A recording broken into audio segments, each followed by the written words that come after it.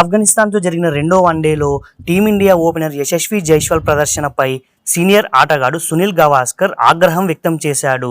One day జట్టులోకి పునరాగమనం చేసిన జైస్వాల్ ఆఫ్ఘనిస్తాన్తో జరిగిన రెండో వన్డేలో తీవ్రంగా నిరాశపరిచాడు.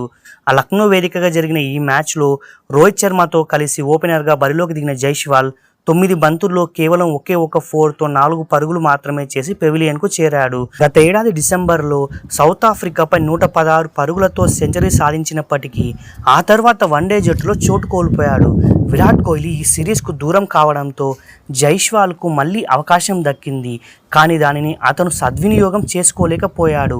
జైస్వాల్ ఆట తీరుపై సునీల్ గవాస్కర్ స్పందిస్తూ ఒక చిన్నపాటి హెచ్చరిక జారీ చేశారు. ప్రస్తుతం టీమిండియాలో బెంచ్ బలం చాలా ఎక్కువగా ఉందని, వచ్చిన అవకాశాన్ని వెంటనే అందిపుచ్చుకోకపోతే తిరిగి జట్టులోకి రావడం చాలా కష్టమని ఆయన పేర్కొన్నారు. ముఖ్యంగా శుభ్మన్ గిల్ తన ఓపెనింగ్ స్థానాన్ని త్యాగం చేసి మరీ జైస్వాల్కు అవకాశం ఇస్తే దానిని సరిగ్గా వినియోగించుకోలేకపోయాడని గవాస్కర్ అసంతృప్తి వ్యక్తం చేశారు.